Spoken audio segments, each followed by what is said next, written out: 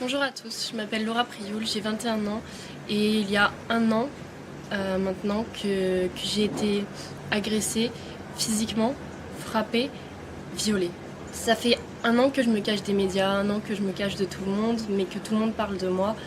Je n'ai jamais parlé parce que je ne voulais pas faire le buzz, parce que j'avais peur, parce que je ne veux pas entendre parler de moi comme ça, parce que je me sens vraiment salie par cette histoire. Tout le monde est au courant, tous mes amis, toute ma famille, tout le monde sait ce qui s'est passé pour moi. Et c'est vraiment très dur à accepter. Donc maintenant, je vais être cash et je vais vous dire ce qui s'est passé sans vraiment rentrer dans les détails. J'étais en boîte de nuit sur Paris. Il se trouve que mon agresseur était aussi là. On a passé une super soirée, vraiment très gentil, à m'inviter à sa table, à boire un verre, etc. Je ne buvais que de l'eau. Lui, il buvait de l'alcool, beaucoup d'alcool. Donc par la suite, il me propose d'aller dans une deuxième boîte de nuit. Je me soucie du fait de comment je vais rentrer chez moi. Il me dit qu'il a des chauffeurs privés, qu'il me fera ramener, etc. Donc très bien. On part pour cette deuxième boîte de nuit. Au final, une voiture se gare à côté de nous, des paroles sont échangées en arabe, je n'y comprends strictement rien du tout. Je demande à mon agresseur ce qui se passe et il m'explique qu'on va finir en fait la soirée dans un hôtel, dans l'hôtel de son ami, parce que la boîte de nuit n'est pas très bien. Soit. Étant déjà dans le taxi, envie de continuer à m'amuser avec cette personne, envie de découvrir vraiment qui c'est, etc. J'accepte le fait d'aller dans cet hôtel. Donc on arrive à l'hôtel, nous sommes 4 personnes, une fille, un homme, mon agresseur et moi. Donc dans cet hôtel, nous continuons à faire la fête, à s'amuser, à rigoler, à regarder des vidéos. On a dû quitter la chambre d'hôtel en fait parce qu'on faisait du bruit et il nous a dit oui, dans ma chambre d'hôtel on peut y aller, on peut faire du bruit, j'ai tout l'étage, personne nous entendra, alors on peut continuer là-bas. Donc très bien, on décide de tous aller là-bas. Donc je demande à la fille si elle vient et au mec, ils me disent que oui, qu'ils doivent parler avant, qu'ils vont arriver, qu'ils prendront un autre taxi. Donc nous on descend, on prend un premier taxi, on va à l'hôtel, persuadés que les personnes allaient nous rejoindre à l'hôtel pour continuer cette fête, on va dire. J'y vais sereinement. Donc une fois dans la chambre, on met de la musique, on continue à danser, à faire la fête et on était proches et à un moment on s'est tous les deux embrassés en fait. Et il a voulu me rembrasser et j'ai tourné la tête et ça lui a pas plu. Je me suis fait frapper d'un coup et je n'ai pas vraiment compris ce qui se passait sur le moment parce que dans ma tête tout était beau et tout se passait bien. J'ai voulu me défendre et cette personne m'a refrappée. Je n'arrivais rien à faire, rien du tout.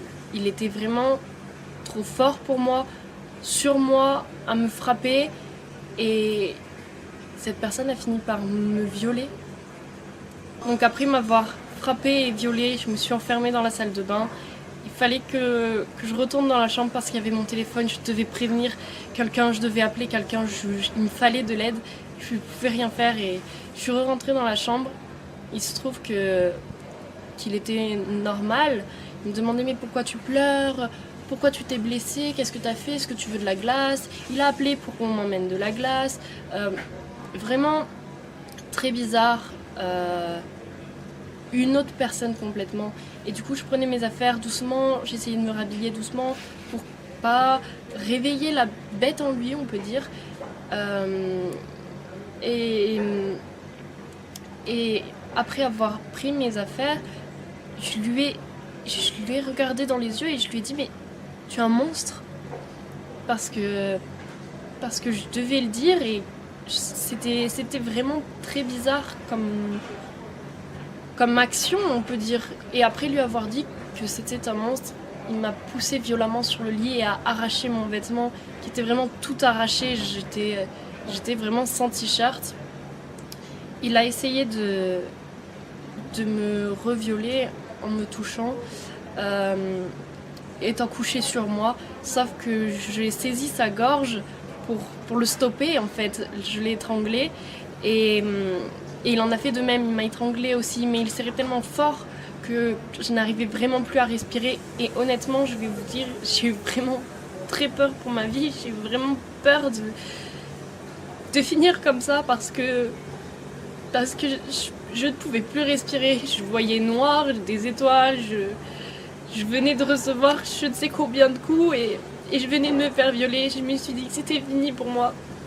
Sauf que j'ai réussi à basculer mon agresseur du lit en l'étranglant et en le poussant et j'ai réussi à m'enfuir de la chambre en courant. Il y a une personne qui m'a aidée dehors, après je me suis enfermée avec une femme de ménage dans une chambre qui m'a aidée. Les secours sont venus, la direction de l'hôtel est venue me donner des vêtements, la police est venue. Lui était enfermé dans la chambre, ils l'ont embarqué au poste de police, on m'a embarqué au poste de police, on nous a embarqués au même dans 2 voitures séparées pour pas qu'on se recroise, etc. Arrivé au poste de police, j'ai porté plainte, on va dire, mais ce n'était même pas réfléchi de ma part. Au poste de police, on m'a dit bah voilà, qu'est-ce qui se passe? J'ai tout dit et j'ai pas eu le temps de réfléchir, de savoir si je voulais porter plainte, si je voulais pas porter plainte, ce que je voulais faire, ce que je voulais pas faire. J'ai pas eu le temps de tout ça. Donc après avoir porté plainte, j'ai été emmenée à l'hôpital pour soigner mes blessures, pour me faire des tests ADN, faire des tests alcoolémie, faire des tests pour la cocaïne, faire toutes sortes de tests. J'y suis allée le jour même, j'y suis retournée le lendemain. J'ai eu un médicament à prendre pendant 1 mois qui me détruisait l'estomac, vraiment pour pas avoir de maladie, etc. Parce que oui, cette personne ne s'est pas protégée, bien évidemment. Quand j'étais chez moi, je me pliais de douleur tellement ce cachet me faisait mal. Et c'était dur. Je n'arrivais pas à le dire à ma mère parce que c'est trop dur de dire quelque chose de tel à sa mère. Ma mère qui a toujours voulu me protéger, qui a toujours voulu me mettre en garde, qui a toujours été là pour moi. Le fait de lui dire « Maman, j'ai été frappée, j'ai été violée », c'est juste pas possible pour moi. Je lui ai jamais dit ce qui s'était vraiment passé. Elle a lu toutes mes plaintes, elle sait vraiment tout ce qui se passe dans tous les détails, mais de moi-même, j'y arrive pas. C'est comme ça, c'est trop dur. Donc, quelques jours après être rentrée chez moi, un blogueur a partagé mon nom dans les médias. Et là,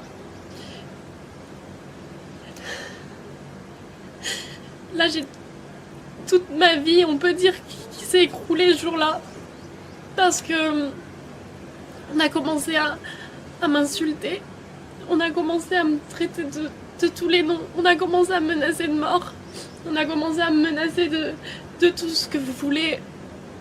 On a commencé à me dire vraiment des choses qui blessent. On a commencé à contacter mes grands-parents, à contacter ma mère, à contacter mes amis, savoir qui j'étais, à me contacter, à m'insulter, à me rabaisser, à m'inventer des histoires, à faire énormément de choses comme ça. J'ai eu tellement de menaces. J'ai vu tellement de commentaires sur moi. Je ne voyais aucun commentaire positif me concernant. Énormément de gens parlaient, énormément de gens m'insultaient, mais personne ne me soutenait, à part ma famille et mes amis. الذي صدر بحق سعد المجرد ليس فقط مبالغا فيه أو مفرطا ولكن لا يتوافق مع حقيقة القضية. نحن نعتبر بأنه من خلال اعتبار سعد المجرد مذنبا فإن المحكمة قررت إعطاء الأفضلية لرواية السيد بريو على حساب السيد المجرد.